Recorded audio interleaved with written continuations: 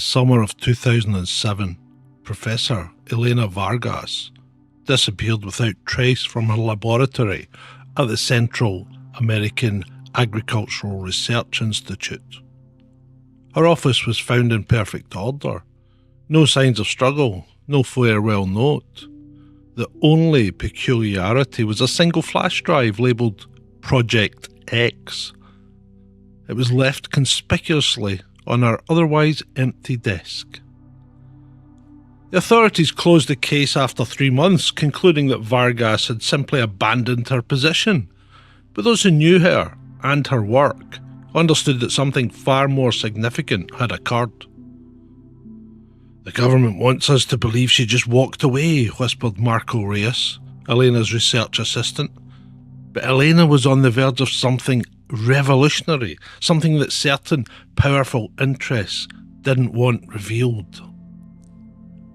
Elena's research had focused on developing drought-resistant corn. The varieties available for small-scale farmers in drought-stricken regions. At least, that's what the official records indicated. In reality, what she discovered went far beyond agricultural innovation. The flash drive recovered from her desk contained encrypted files that remained unopened for years, until last winter, when a hacker collective claimed to have broken the encryption. What they found inside sent shockwaves through underground scientific communities across the globe. The documents detailed Project X, a clandestine research initiative funded through a labyrinth of shell companies, all connecting back to a consortium of agricultural conglomerates. The project's true aim: to develop a genetically modified organism with unprecedented properties. Elena's notes described a corn variant engineered to produce a unique enzyme complex during decomposition. This enzyme, when released into soil, could break down complex environmental toxins into harmless compounds, essentially creating self-cleaning farmland. The process was called catalytic filtering, nature's own detoxification system, amplified through targeted genetic modification. The implications were staggering. Lands poisoned by decades of pesticide use could potentially be restored within a single growing season. But buried deeper in the files lay troubling revelations. Project X wasn't just about environmental remediation. The Central American Development Council has approved expansion of Project X test sites to include regions near the northern border, read one memo dated 3 months before Elena's disappearance. Local political resistance has been neutralised through appropriate channels. The Development Council, a body dominated by corporate interests, had apparently been granting exceptional permissions for Project X test sites while bypassing normal environmental review processes. Small farming communities reported being pressured to sell their lands or face economic ruin. Indigenous farmers who refused found their water supplies mysteriously contaminated, or their traditional seed stocks failing. When they planted the improved seeds offered as replacements, their lands became exclusively dependent on the consortium's proprietary fertilisers. But the most shocking connection was yet to be discovered. In Lancaster County, Pennsylvania, an Amish farmer named Ikizio Yoder began noticing strange phenomena on his land in 2010. His crops grew to unusual sizes. Soil tests showed inexplicable readings, and neighbouring farms reported failing harvests. "The earth speaks to those who listen," Ezekiel told a local reporter before refusing further interviews. "Something unnatural walks these fields now." What investigators eventually discovered left them baffled. Soil samples from Yoder's farm contained the same enzymatic compounds described in Elena's Project X files, compounds that couldn't have occurred naturally. How had experimental GMO technology from a classified Central American research project found its way to an Amish farm in Pennsylvania? The answer came from an unexpected source.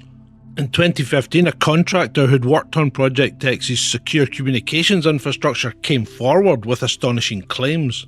The Amish weren't victims, they were partners. Certain old order Amish communities provided the perfect test environment, the whistleblower revealed. Isolated, self-sufficient populations with minimal outside contact, meticulous farming records going back generations, and, most importantly, no smartphones or internet to document unexplained phenomena. According to the whistleblower, selected Amish communities had been approached by representatives claiming to work for agricultural non-profits. They offered heritage seeds, supposedly preserved from pre-industrial farming eras, seeds that aligned with the Amish commitment to traditional methods. In reality, these were Project X prototypes, engineered to gradually transform soil composition over multiple growing seasons while evading conventional detection methods. As investigators pieced together the fragmented evidence, a disturbing picture emerged. Project X wasn't simply about creating self-remediating crops, it was about controlling who could farm and where. The enzyme complex had a secondary function. While breaking down existing toxins, it created dependency. Any seed not specifically engineered to thrive in the enzyme-altered soil would gradually fail. Within 5 years of implementation, only consortium-approved seeds would grow in treated areas.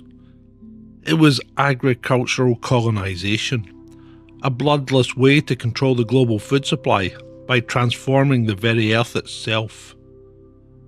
Elena Vargas had discovered this hidden purpose. Her final encrypted note suggested she was planning to expose the truth when she vanished. By 2020, Project X had been officially shuttered, its facilities repurposed for conventional agricultural research. The consortium announced a new line of premium seeds marked as Harmony varieties that work with nature's own systems. These seeds commanded premium prices and came with strict licensing agreements.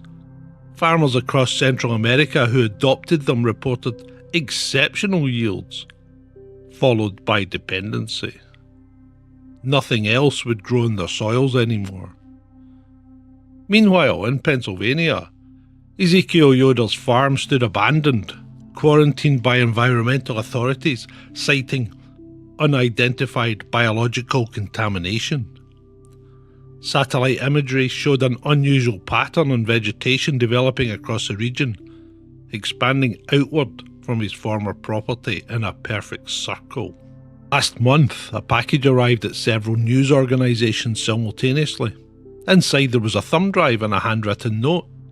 The note read simply, "The truth about Project X, from Elena." The files contained recent video footage of Elena Vargas, very much alive, working in a remote laboratory. She spoke directly to the camera. What the consortium doesn't know is that I built a failsafe into Project X. The catalytic filtering process appears to create dependency, but it actually follows a predetermined life cycle. After exactly 15 years, the engineered enzymes trigger a secondary transformation, one that renders the soil completely resistant to genetically modified organisms while supercharging heritage seed varieties. She held up a small vial of seeds. Project X was never about control, it was about liberation. I infiltrated their program to subvert it from within.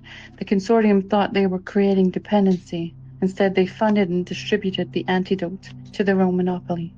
The timestamp on the video showed it was recorded just 1 week earlier. As a final revelation, Elena explained why she had approached the Amish. I needed partners who understood patient stewardship of the land, people who thought in generations, not quarterly profits, people whose commitment to tradition would protect them from corporate coercion. She smiled at the camera. The consortium thought the Amish were perfect test subjects because they wouldn't detect the technology. In reality, they were perfect partners because they understood something deeper than technology. They understood covenant.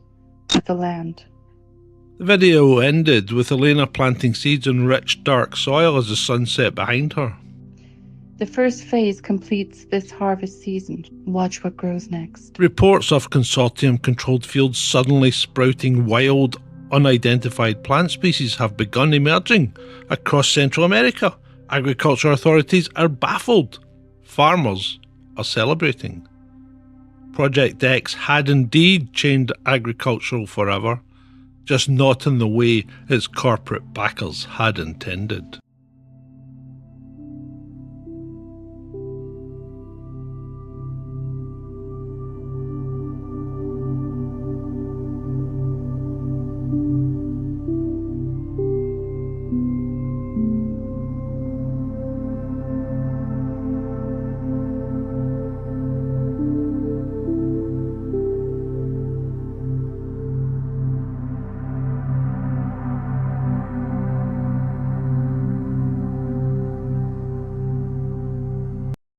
Yay, we got through it. You're muted, darling. Hello. Hi. So, good evening and welcome all to the rabbit hole tonight. And yeah, well, some of you in the chat were saying this sounds a bit suspicious or even just like a load of crap. And well, it was a work of fiction. And I think we quite clearly say that. That it starts off with a work of fiction. But anyway. It's also one of those ones that seems to exist only on Reddit. Yeah, it is. Well, I think what's happened there is they have taken bits from the real world. Pardon me, because Monsanto does this sort of thing. It makes GMO seeds, and it lets farmers buy them, but it doesn't let them.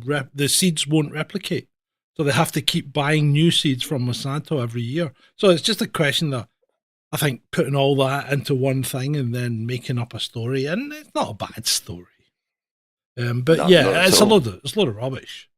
It never happened. Well, when you suggested it, I went off and I did my research, and there's literally nothing that.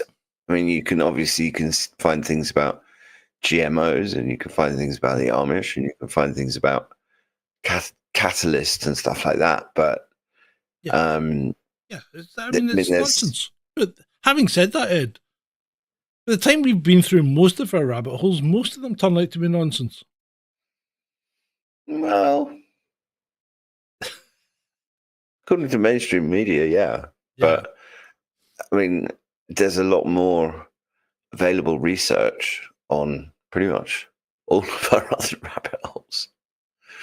Yeah. I mean, this one. It was a laugh. It was a laugh doing the video. I mean, I enjoy doing these little stories for you. I hope you enjoy listening to them. If you don't, fair point. Why are you here? But apart from that, welcome to the chat room. We have Shalini, Real Review UK, and aka Ben, Red Eye and Julie, aka Adam, Beats and Tapes, Ray.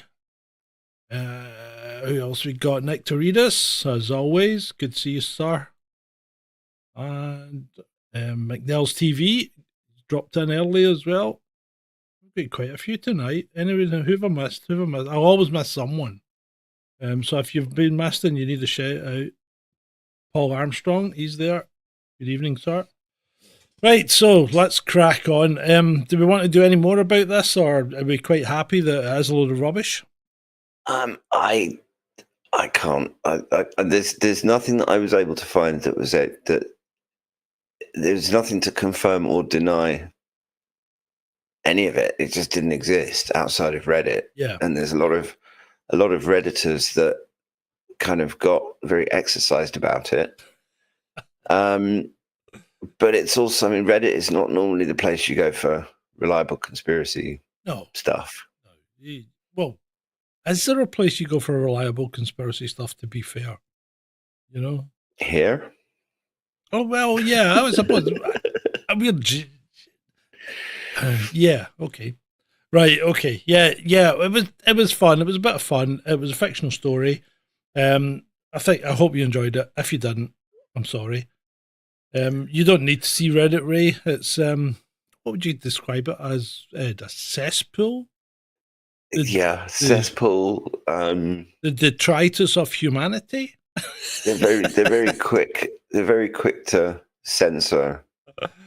And yeah, it's just lots of people getting exercised about things. And I mean, talk about echo chambers. I mean, they say Twitter's an echo chamber, which it is to a certain extent, but nothing like Reddit. Yeah, I think I think Reddit's like everybody's got an opinion, and it's nearly always wrong. Yeah, but mostly they're convinced that they're the ones that have found the answers to everything. Yeah, the life, the universe, and everything, which is obviously, as you all know and appreciate, is the answer 42. Anyway, let's move on. Let's move on to the Adjulé. Adjulé? Yeah. You just pull me notes up. How's that? The Adjulé. Adjulé. Also known as Kelb el Khelah, desert dog or bush dog. It's a cryptid reported in Mauritania, which is in sort of northwest Africa, and is a very large, very kind of desert country. Below Morocco? Yeah? Yeah, that sort of area, near Chad and places like that. So yeah, Morocco, Algeria, Tunisia, it's below those guys. And the Adjulé is primarily in the remote desert regions like the Adrar Plateau and parts of the Western Sahara. It's a fascinating subject in cryptozoology, blending local folklore, sparse sightings, and speculation about its biological reality. So, give you a quick description. The Adjulé is described as a canine-like creature, roughly the size of a large dog. Witnesses report a lean build, short fur suited to desert conditions, and features resembling a wolf, hyena, or African wild dog. Its coloration is typically said to be sandy, grey, or mottled to blend with the desert. It's said to be nocturnal, elusive, and pack-orientated, hunting small game or scavenging in small groups. Locals claim it avoids humans retreating from settlements or campsites, which adds to its mystique. Some accounts mention eerie howls or barks, distinct from known regional animals, which are heard at night in remote areas sometimes. Now, bearing in mind, this is easily one of the most remote and inhospitable parts of the earth, the desert, and it's not the sort of place one can survive in very easily. There's a couple of things that I would ask questions about. If it looks like a wild dog or a wolf, fair enough, but hyenas don't look like wild dogs or wolves. They're completely different. Mm-hmm. You know, I mean, a hyena is all front end and muscular at the front with the sloping back and the lower back legs. Dogs are more kind of horizontal. The African wild dog's a lot slimmer and mobile than a hyena. But what you're describing sounds like an African wild dog pack, doesn't it? Well, I mean that's the conventional explanation for it. Jackals, says Nectaridus. Jackals. The thing is that it's also possible that it's part of Mauritanian nomadic legend, because I mean that area of the world, it's pretty much nomads that live there, the Tuareg mainly, and among Mauritania's nomadic tribes and Moorish communities, the Adjulé appears in oral traditions as a mysterious desert dweller. It's sometimes framed as a natural animal, other times a spiritual entity or harbinger tied to the harsh Sahara environment. Stories predate modern cryptozoology, suggesting a deep cultural root.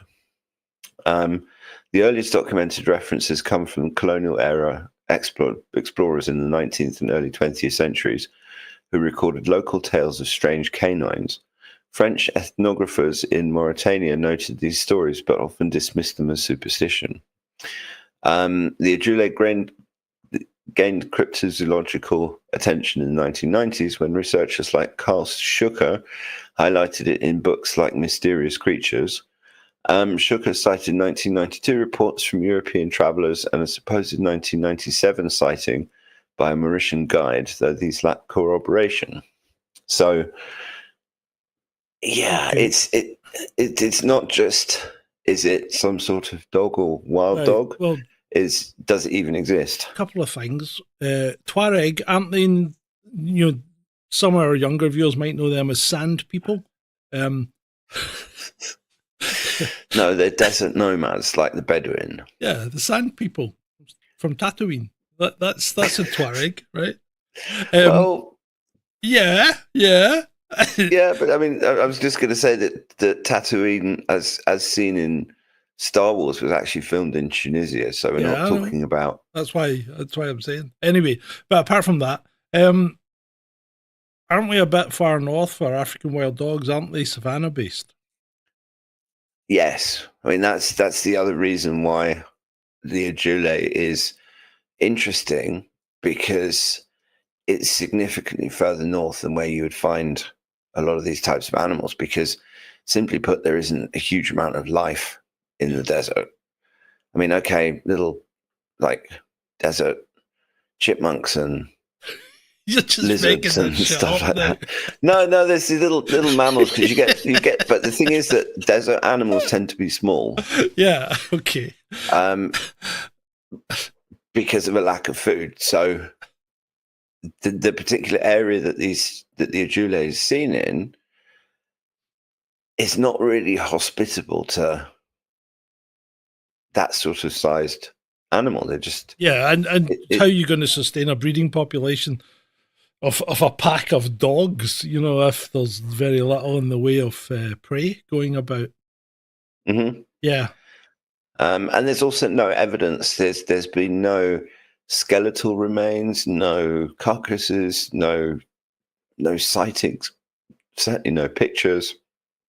But at the same time, some people swear that they've heard weird howling noises in the desert, which, I mean, the thing is that the Sahara is absolutely enormous. So to say that there categorically isn't some sort of cryptid that lives there somehow that we haven't spotted is entirely possible. I mean, there could well be multiple different species of animal, but yeah. So, I mean, if we talk about some of the sightings, in the early 20th century, there were scattered accounts from French colonial officials and traders describing hyena-like dogs in the Adjulé region, distinct from known jackals or fennec foxes.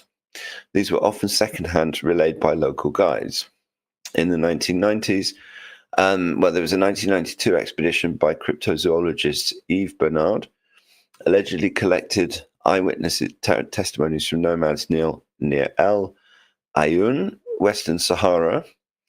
And Western Sahara it's actually a country.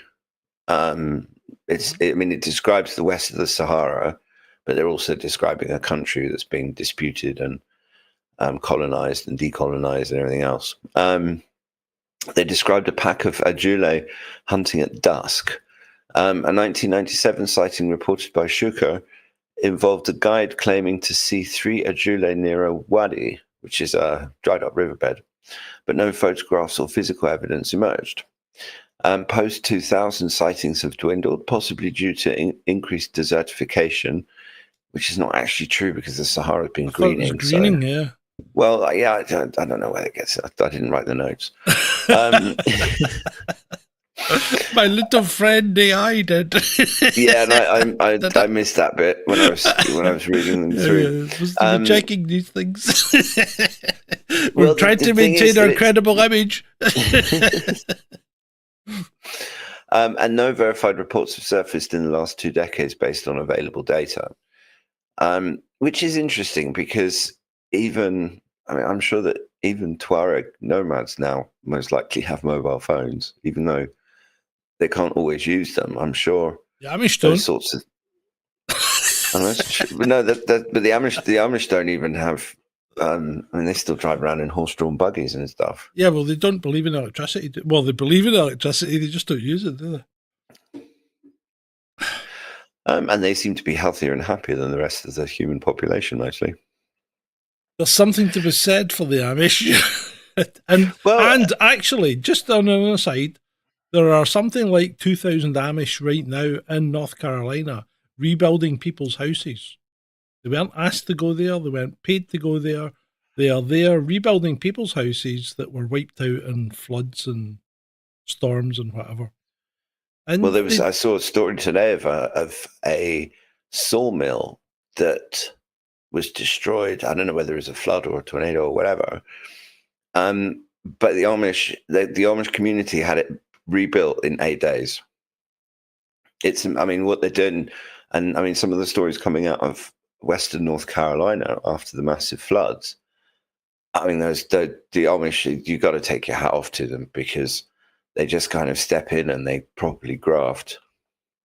Yeah, you have. You've got to. There's something about people like that it's almost like they have unconditional love for their fellow human being, even though their fellow human being is an arse. Mm.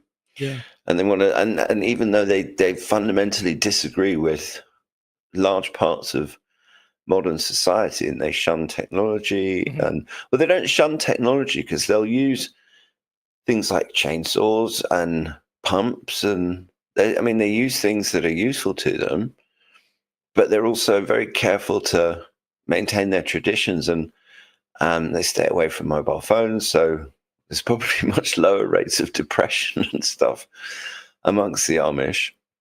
Yeah, and they have strict religious rules, so I can't imagine it's necessarily a particularly easy life, but it certainly seems to be a bit more spiritually fulfilling.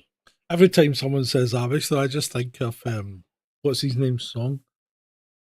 Oh, who's the guy? Oh, Ben. Who's the guy that sings the songs that mocks everything? Oh, good grief! What was the song called? Anyway, Ben will come up with it. Yeah, the Amish don't get anything because they live naturally and they are pretty healthy, Shalini. No, not Sacha Baron Cohen doesn't sing songs. Weird Al Yankovic. That's it. Weird Al Yankovic and his Amish song. Have you never heard that? No, I know who Weird Al Yankovic is. Oh, you've got to listen to that song. It's incredible. Right. So possible explanations for the Adjulé, ranging from cultural to biological. It could be misidentified known species, as we've discussed. Like there's the African wild dog, the striped hyena, jackals or feral dogs, or some desert adapted canine. So some sort of new species of desert jackal. You've got Arctic foxes. So if a fox can live in the Arctic, then chances are a fox can probably live in the Sahara Desert as well. And perhaps it's either been misidentified or it has special adaptations that make it look slightly different, or I don't know, could be anything. Yeah. Undiscovered species. We've got a surviving prehistoric canid, like a descendant of Canis simensis, which is the Ethiopian wolf, or a unique Sahara-adapted species. The lack of fossils or DNA evidence makes this unlikely, but not impossible, given the Sahara's unexplored corners. The desert's vastness and low human density could hide a small population, though sustaining a breeding group would be challenging. Next, we have I just said that. Yeah. Next, we have folklore and cultural memory. So the Adjulé might be a mythologized version of real animals amplified by storytelling. Desert nomads reliant on oral history might have woven rare sightings into tales of supernatural creatures. Similar cryptids like the Chuti in Mali or Anubis-like dogs in ancient Egyptian lore suggest a regional tradition of mysterious canines. Next, we have environmental factors. Mirage-like distortions in desert heat or misinterpretations of tracks could fuel sightings. The Sahara's extreme conditions make reliable observation difficult, obviously. Declining biodiversity in Mauritania due to desertification might explain why sightings have tapered off if the Adjulé was ever real. Now, there are parts of it where the desert is encroaching, and there's parts of it, probably further south, where it's greening. So in theory, these animals could have migrated, or maybe they were migratory anyway. I mean, obviously, the main challenges in verification are a lack of evidence. I mean, there's literally been nothing: no bones, no fur, no poo, no photographs. The tracks, they have found some tracks, but they're inconclusive and could easily have belonged to jackals or dogs or something along those lines. Yeah. The other issue is the remote habitat. Mauritania's deserts are sparsely populated with limited access for researchers. Political instability and logistical challenges hinder explorations. I mean, there's obviously water scarcity, extreme heat, the lack of, I mean, it would be difficult to take 4x4s through a lot of that sand and things like that. So, I mean, there could be all sorts of things out in the desert that we don't know about. Mainstream zoologists dismiss the Adjulé as folklore or misidentification, given the absence of physical proof. And cryptozoology's fringe status doesn't help its case, which that's typical of mainstream science. So, but in this case, it's accurate. Well, the thing is that it does appear in a lot of Mauritania's oral stories. So maybe it's a kind of boogeyman. Maybe Mauritanian kids are told, eat your dinner, or the Adjulé is going to come and eat you in the night or something. Like Wee Willie Winkie. Yeah, I guess so. just calling it, mate. Just calling it, you know.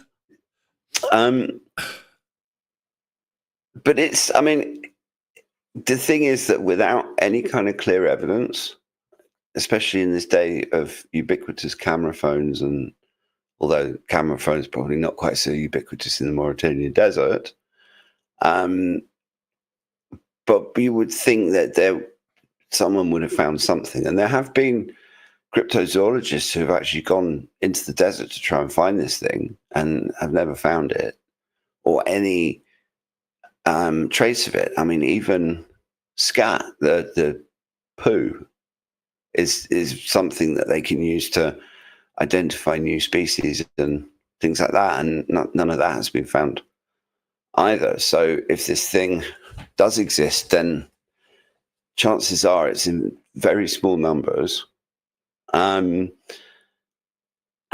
maybe they live in caves in the desert or something. I don't know. What's your gut telling you here, Ed? Come on. What's your gut telling you? My gut is telling me that it's probably just folklore, and maybe it did exist hundreds of years ago, and the stories about it have been passed down through the generations. That you're siren outside. Oh, yeah, here they come. Yeah, here they come. Well, we're not even covering anything controversial this evening. I haven't even used the F word. They've stopped outside. Pull the plug, Ed. Burn the drives. Go. I haven't got anything on my drives apart from loads of memes. Although that in this day and age, that would be enough to land you in the slammer. God, you're going down for decades, man. Decades. Oh dear. Well, because I'm kind of in the centre of town, so hearing sirens screaming past is not out of the ordinary. They don't normally stop right outside your door, though. No, that's true. But then there's enough. That's true. There's enough dodgy people that live in this particular area. So that was the Adjulé. That's all I've got on that one. And yeah, I think misidentified species. stories handed down, but I'm not seeing any actual physical evidence that this thing is real. So it's kind of desert Loch Ness monster. Yeah. In fact, so.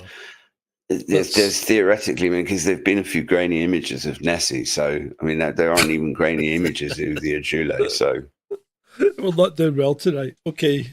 Shall we move on to the Black Hands case? yeah, go on. Oh, good God. Here we go. The Black Hands case on May the 19th, 1950, in a small French town near the Loire River. An unnamed woman, allegedly experienced one of the most unusual and perplexing encounters in UFO history. I'm not quite sure you can use UFO and history in the same sentence. But anyway, known as the Black Hands case, this incident has fascinated researchers for decades due to its unique characteristics that set it apart from typical alien abduction narratives. This report examines the account in detail and critically assesses what evidence, if any, exists beyond the experiencer's claims. Right, according to the account, the incident began on May the 19th at approximately 4 p.m. Now, this is France. 4 p.m, everybody's still drunk. You must remember that. After a 2-hour lunch that runs from 12 till 2. When a woman walking near the River Loire in Cour de la Barre, France, observed a strange aerial phenomenon. She witnessed a bright light moving across the sky that suddenly stopped, hovered briefly, then rose, then stopped again, flashed, and disappeared at high speed. The woman dismissed the experience and continued with her life. As you would. The following afternoon, while walking in the same area, she encountered a similar light. Unlike the previous day, the light approached her directly until it nearly enveloped her. What happened next? This is weird though. This is the weird one because you don't normally get this in abduction stories. So what happened next differentiates this case from typical UFO encounters. It does. 2 black gloved hands with a yellowish tint around them emerged from the light and reached towards her. So for reasons she couldn't explain, the woman felt compelled to walk towards the light. The disembodied hands suddenly seized her head violently, squeezing and shaking her entire body in a jerking motion.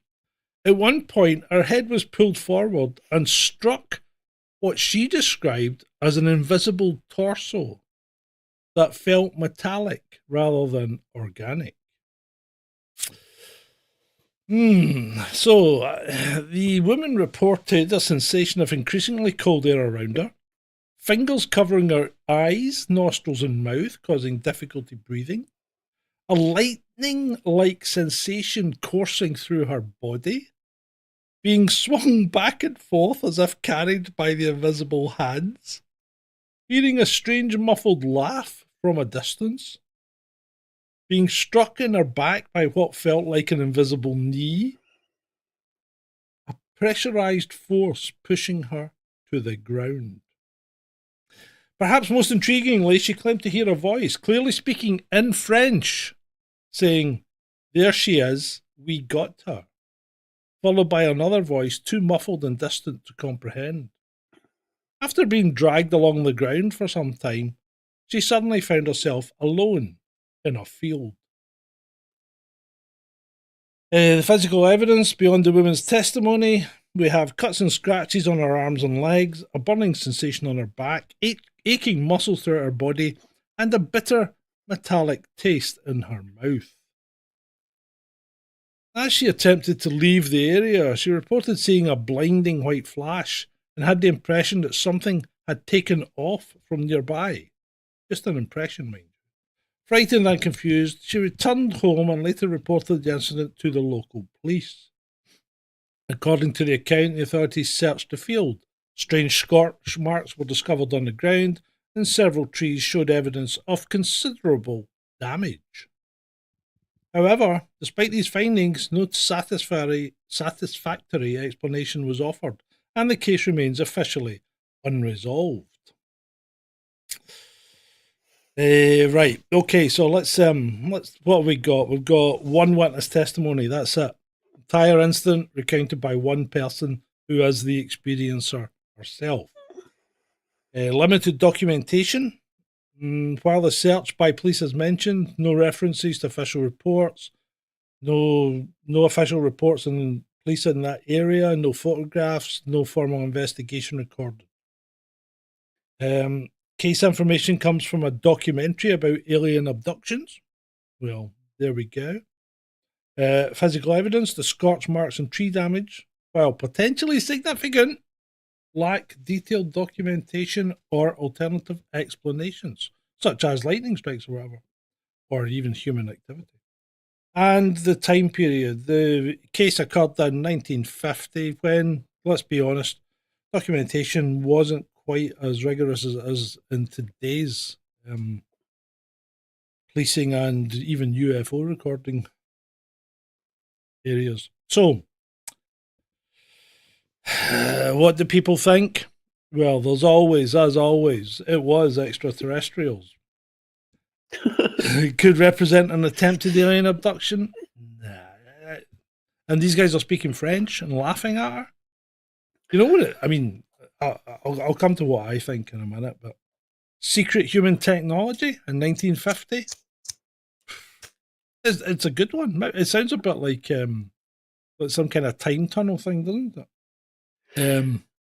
Interdimensional interaction, a dimensional portal, beings from another reality to reach through momentarily. But why then would they say we got her?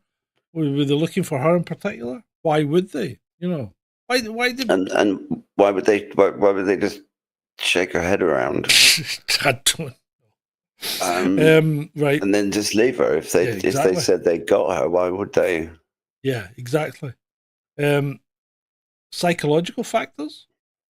We must consider state of mind, inebriation, or drugs, or hallucinations. You know, I don't know. Fascinating, but evidentially limited account, which kind of sums up an awful lot of the UFO lore and community. You know, fascinating story, great, trust me, bro, but doesn't really come across with the goods. Now, when you put together the things that happened to her, it almost sounds like an attempted sexual assault, doesn't it? I'm leaning towards some sort of assault that she perhaps, because I mean it's also the 1950s, so these things would potentially have carried a lot more stigma. Mm-hmm. And so to say that it was aliens was perhaps easier for her. Maybe she was so traumatized by the experience that her brain kind of concocted the story as a self-defense mechanism of some type. I mean, she could have just been really pissed and walked into a tree a few times or something. I don't know. So it's possible that she was trying to avoid embarrassment because she'd done something a bit stupid after a few too many glasses of wine, as is entirely possible. I mean, it could also be tying in because it was the late 1940s and early 1950s that we had a rash of UFO sightings, particularly in America. So yeah, especially just after Roswell. Yeah, so it was kind of part of the zeitgeist as well, because I'm sure those sort of stories would have been in the French newspapers and on French radio and stuff at the time. It's certainly one of the more unusual alien encounters. They don't normally have metallic hands and speak French and shake you around and drag you about and then just vanish. Yeah, I'm leaning towards a more human explanation, and as you say, she's kind of dressing it up in an attempt to save face. Mm.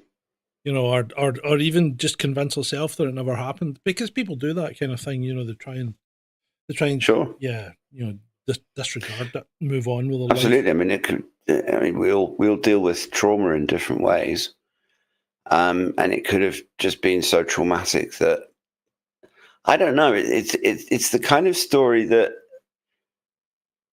you think maybe she was trying to avoid embarrassment in some way, or maybe she was.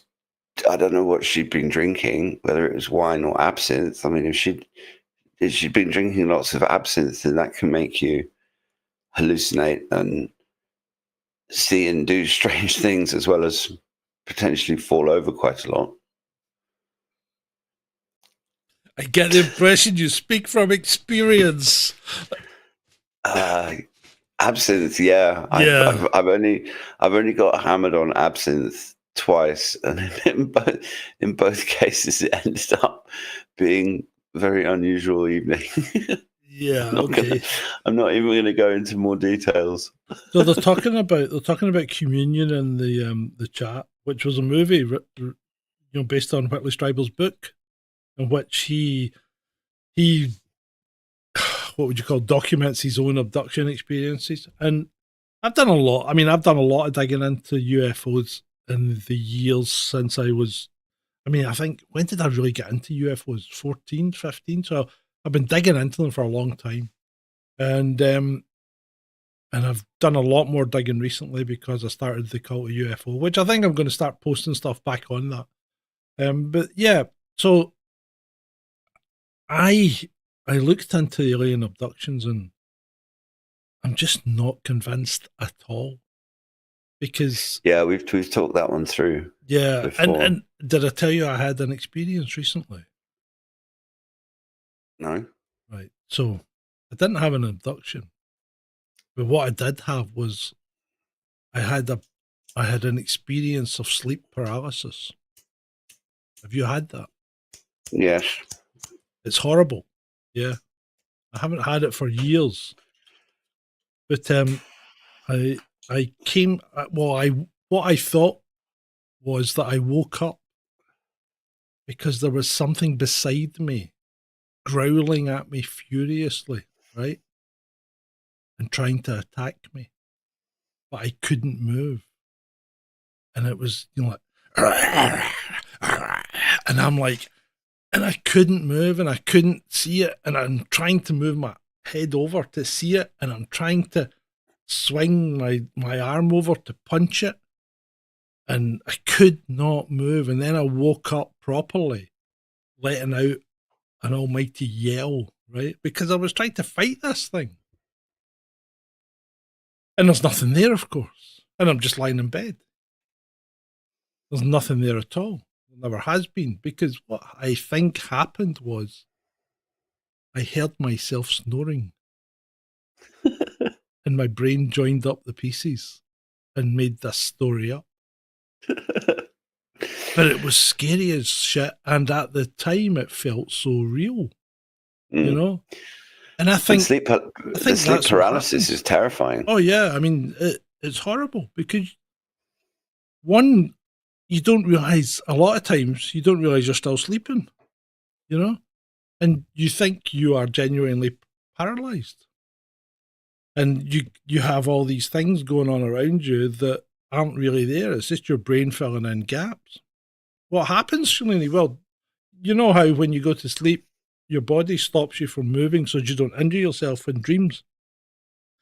Well, what happens is you get into this kind of state where you're not quite awake, but you're not quite fully asleep. So you're starting to bring in stuff through your senses, like through your eyes and your ears. And even a small sound outside can be blown out of all proportion because your brain's just filling in all these weird bits. And you end up thinking that either somebody's sitting on your chest trying to choke you, or in a lot of cases, there are short, grey people standing next to you. And then, you know, because you can't move, you imagine all sorts of weird things getting done to you, allegedly. I've never had that experience, but yeah, the probing. But yeah, So yeah, it's not nice, sleep paralysis, and I think it explains a lot. I think it explains a lot of what's going on because, I mean, I did that Lindo Napolitano one, the New York abduction where allegedly she got taken from her bedroom out the window of her 12th floor apartment into a hovering spacecraft, probed and then put back, and it's just not believable. It's just not believable. And then what happens is you get people like Bud Hopkins in this case, who comes along and does hypnotic regression and puts ideas in their head and reinforces it. In my view, hypnotic regression is not, in my view, is not credible. It's just not credible at all. There's too much leading of the witness. It's just, I agree. And John Mack, people love John Mack, and I get flack for criticising him. He does exactly the same thing. He turned up at the aerial school. Remember, we did the aerial school as well. He turned up at the aerial school, and but he turned up like 6 weeks after the thing had happened, and nobody had mentioned, the telepathy or anything like that. None of the kids had mentioned the telepathy until John Mack turned up and put the idea in their head. And then they started talking about it, and I think these people they're not proper investigators, and that's the problem. They think they're helping people, they think they're therapists, and then they decide they're investigating because they're going to write a book about it. And they're not helping anyone, they're not investigating anything, and really all they're doing is muddying the waters, in my view. That's just my view. Yeah, no, I mean, I think there's a lot to be said for that. Certainly, if you watch some of these, sorry. DW, it's just DW says the worst cases are where you see a toilet. Do not use them. Oh yeah, that happened to me once when I was a kid. Oh, bad idea. Hey, I can tell you a story, right? It's a night before graduation. We're in the dorm at the police college. We've all been gutted, right? So we're all wrecked. I'm lying in my bed, I'm sleeping, and I hear what sounds like running water, right? It's about 3 or 4 o'clock in the morning. And I wakes up, and there's my dorm was back to the wall, and the dorms were open, so there was just a partition between the dorms, 12 in the room or whatever, and 6 on each side, and the beds were wall to, and the other bed was in the window, so there were windows on down one side. So I'm in the side without the window, and I wakes up and I looks up, and there's a guy, or what appears to be a guy, standing at the wardrobe, right? And I'm thinking, I just rolled over and went back to sleep. Okay. So I gets up in the morning, starts putting all my kit on, and I'm fine. I'm getting all my stuff on, all our nicely build boots and shoes and ironed shirts and everything. And the guy opposite me is starting to put his stuff on. And he's going, my boots are wet. Right? Why are my boots wet? It's because it's been dry, And he says, the polish is fucking gone on my boots. And then he opens his drawer, and his warrant card's swimming in liquid. One of the guys had got up, walked to where he thought the toilet was, and pushed in the guy's wardrobe. He just done it on autopilot. Yeah. Okay. So, yeah. Yeah, my brother did it as well. He was tiny, though. I remember I was watching the telly with my mum and dad, and it was getting late, and my brothers had been in bed. They were a couple of years younger than me, so they went to bed earlier. And it was about 10 o'clock or something, and they come down the stairs, walked over to the mantelpiece, and starts peeing into the fire. And we're all sitting there looking at each other. And he just pees into the fire, turns around, and walks back up the stairs. Well, he was still he did it totally sleepwalking. It was really bizarre. My People mum was do not best bizarre pleased. things, though. My mum No, I was not bet your best mother pleased. was not. No, not at all. Oh, so anyway, right. Yeah, I think Linda, not Linda. I think this young lady from France that is unnamed is trying to explain something that didn't really happen the way that she said it did. I think so too. I think there was something. Maybe she blacked out, or maybe she had. I don't know. I'm sort of leaning in the direction of excessive alcohol consumption. Or even through no fault of her own, some kind of attack, you know?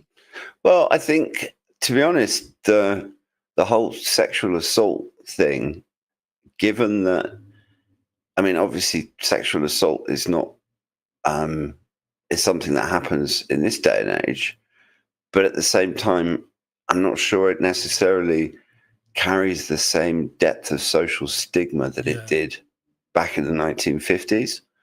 And so even if it was an attempted assault or something, and you could understand that her describing the sensation of having her head grabbed and being dragged around, I mean, that to me has a distinctly terrestrial feel to it. Right. Okay. We'll get to your question in a minute, Britt, mate. I will ask you that. We've got a chatter in the vertical. I'm going to say hi to because that's a new face and name, Rosa. In my sleep paralysis, I get shadow people. I always hear a weird sound at the same time. Exactly. Yeah, that's exactly. And I think that accounts for a lot of the grey stuff and it's scary as hell. So, and moving on from that, Brittany asks, scariest experience, John, Ed? Well, one of mine, and also sleep paralysis, was when I was about 3 years old, and I had malaria as a kid. And I have a very clear memory of lying in my parents' bed. My mum was in hospital at the time having my brother. And I couldn't move, and I had baby crocodiles eating my trying to bite my toes. And I swear to God, I swear to God, there were baby crocodiles in my bed. Wow. But also one of the nightmares I used to get as a kid would be where you're outside and it's nighttime and it's pitch black, and you have this sense of something coming towards you, and you want to run away and you can't run. Yeah. Or you're really angry with someone and you're trying to punch them and you cannot make as much energy as you put into the punch. You can never make it connect. It's like it gets pulled at the last second, and it's so frustrating, and it just makes you angrier. And you put all of your force into it, and it's nothing when it hits, and it's. In terms of real life scary experiences, probably nearly getting run over by a hippo, but I think I've told people that story before. Yeah. You wouldn't feel so bad now because you could kind of face up to it now because you get pretty much some weight behind you yourself. You don't face up to a hippo.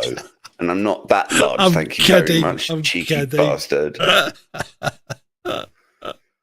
Yes, I could do with losing a few pounds, but not like 250 pounds, dickhead.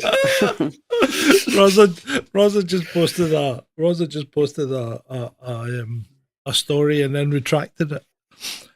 Our husband's obviously told her to retract it, but it was to do with him waking up and going to the toilet somewhere that he shouldn't have. But anyway, we'll move on to that. My scariest experience, I'm not quite sure. I've had quite a few. Well, you worked in the police. New donation from Nick Taradis.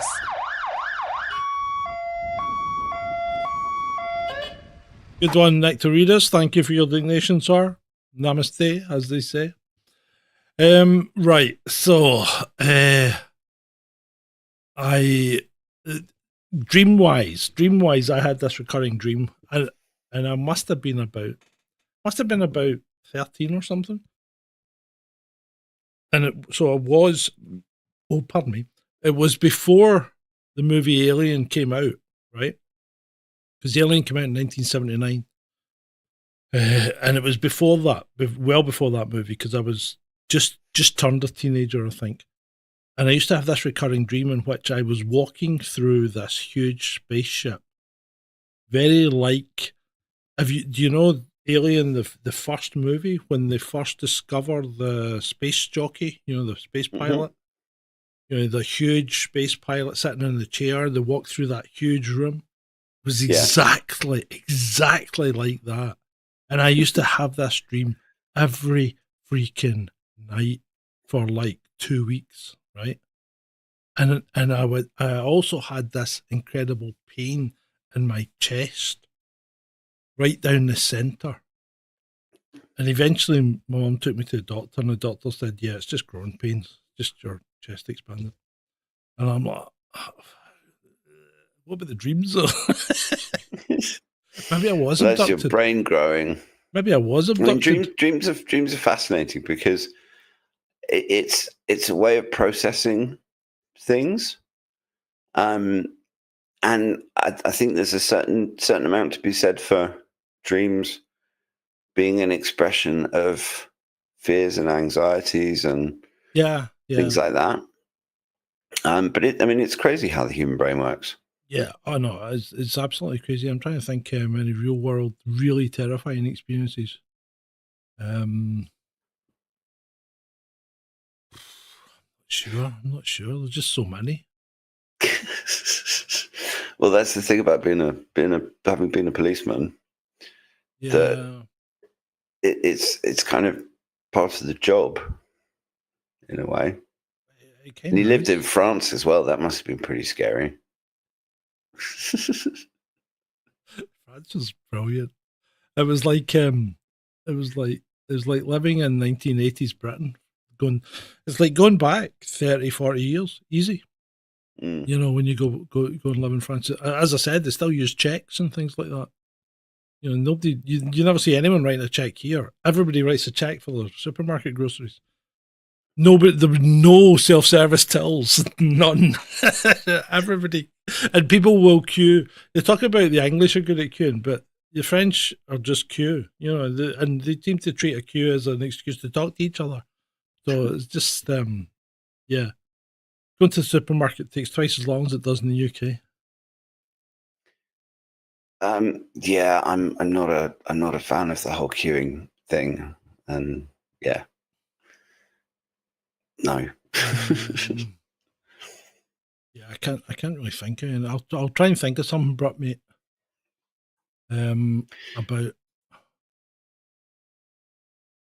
So DW has a recurring dream. What recurring dream do you have, DW? And Rosa got a new hairdryer out of her experience with her husband. That's good. Good to hear that.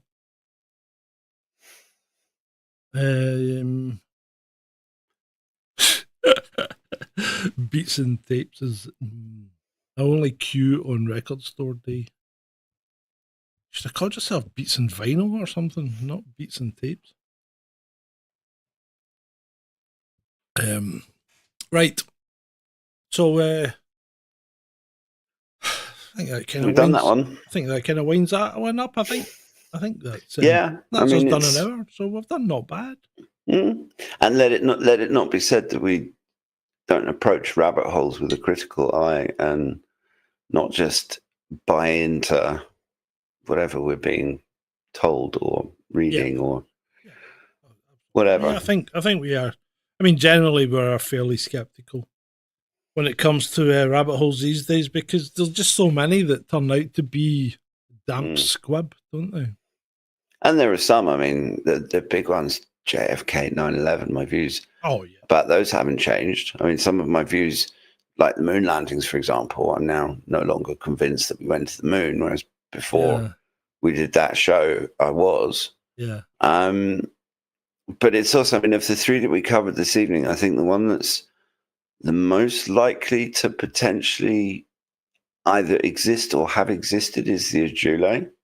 Probably. I think it's probably been some kind of offshoot of the African hunting dog or something like that used to exist in former times, and it's gradually just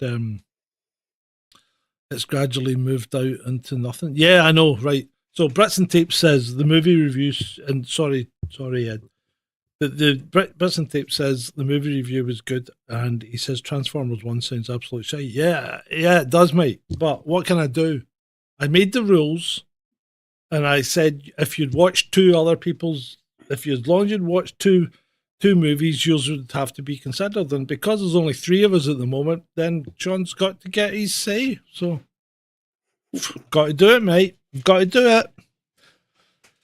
But if you haven't watched the Minecraft review, which is you won't be able to because it's unlisted at the moment. But I'm going to be putting up a Snow White review as well because I'm going to move all the reviews onto Snarky Cinema. There's no point in having too many different things on the one channel. So all the reviews are going to move to Snarky Cinema, and the what do you call it? Live streams will go there as well. But Beats and Tape says the movie review was so good. He never watched the movie. Why, thank you. Well, I think McDonald's is promoted. They've done a tie-in with the Minecraft movie. So Snow White's Snow White's on production of halfway through it. I was editing it earlier today. Yeah, but is Snow White actually going to be Snow White, or is Snow? I mean, no, I'm talking about the review of Snow White. Yeah. Oh, right, the most recent Hispanic version of Snow White. Mm-hmm. Yeah. Right. Yeah. Worktastic. That one apparently flopped. So you actually put yourself through that garbage piece of shit film. I do it so you guys don't have to. That's actually a proper community service. Yeah, Bratmate says Minecraft was class. You were so pissed at that film. Yeah, I was. I didn't like it. I can't stand Jack Black. If you've not, I mean, as I said, all the reviews are going back up in Snarky Cinema. If you get a chance, have a look at the Borderlands review as well, because Jack Black gets a doing in that as well. I can't stand Jack Black. I don't find him funny. I don't find him funny either. I just think he's a bit of an idiot somehow. Yeah. His whole humor style seems to revolve around him being in slapstick. Yeah. Anyway. So next week, people, we have I don't know if we want to do a poll or if we just want to say what we're going to. Yeah, he kind of is, Brit, mate. Next week we have, I think, there's a couple of things that are on the back burner. We have the Flatwoods Monster, which I quite fancy doing. The Squonk, which we'll probably just use as a filler, so that won't be there for that long, but we would stick it in. With a name like that, it's got to be done. Oh yeah, I know. The other ones that I think, the Puzzling Case of Robert Wone, that's quite interesting. It's true crime. And I think we're going to have to do Houdini Lovecraft. But Ed, don't worry, people. Ed will not be reading a Lovecraft story. I'm never reading another Lovecraft story for the rest as long as I live. And we need to do the Puaki, or the Puakai, Hast's eagle, standing nearly 5 foot tall with a wingspan of 7 feet. We'll need to do that at some point as well. That's a cryptid and a half, isn't it? Yeah, that's like the New Zealand dodo, but much bigger. Yeah, that'll eat you instead of you eating that. Britmate wants to that. That's true. Right. Why? I don't know if I could do the Cheech and Chong films, mate. I don't know if I could. I didn't even like them when they came out. Yeah, but you've never been much of a stoner. I'm not a stoner. You have to be properly baked to appreciate those films. Yeah, see, that's the problem. I'm not a stoner. The shadow. Yeah, no. Do a rabbit hole on the shadow people. Well, that's kind of like sleep paralysis, isn't it? Didn't we cover shadow people in a previous show? I thought we did, but I need to. Well, as the little blurb said when you saw it, established 2022. This show We've done started. a lot of rabbit holes. Yeah, and I mean that's why we're now on to strange Mauritanian canid cryptids. I'm thinking the Flatwoods Monsters. I like, yeah. I think the ones that you mentioned, and we have to do the Houdini Lovecraft one because that just sounds fascinating. So we'll see how they go. We might do 3 again. In which case, we do the Flatwoods Monster, the Squonk, and the Houdini Lovecraft. All in all, a compendium of rabbit holes, a burrow, if you like. A rabbit warren. A warren, that's the word I was looking for. That is the word. Yeah, 2022. And we'll be back tomorrow for All In as well. Yes, we will. It's going to be fun. Featuring, did you know, I'll just give people a little bit of a preview of one of the stories we're going to do tomorrow. Did you know that there is a special hammer in the Vatican, and when the Pope dies, they use this hammer and they hit him on the head 3 times with this like ivory gold inlaid hammer to make sure he's dead. You just know that a Pope tried to fake his own death once, don't you? Yeah. Yeah. And they have to, and it's actually, I mean, we'll have a picture of it tomorrow, so you'll have to come back to see it. But it's a nasty looking hammer. It's got one end that's flat and one end that's like spiky. That looks like it would actually probably go through the skull. Yeah. So yeah. No, don't start me with. Don't start me with that nonsense, Brett, mate. I can't be done with it. It's just people being stupid. It really is. Not having a clue. That's what I was saying. Yeah, I was saying this on the review show the other night. People never seen a dead body these days. It's like they don't understand what happens when people die, you know. Which is a bit strange, seeing as how many dead bodies we see on Twitter coming out of Gaza every day. Yeah, well, especially the ones that sit up and then have a fag. Oh no, that was during the Rona. That wasn't during the current things that are going on. But yes, that was one of the famous. That was one of the famous videos during the Rona period. But that wasn't even about the Rona. That was it was something else, was it not? Oh, anyway, it doesn't matter. It doesn't matter. Right.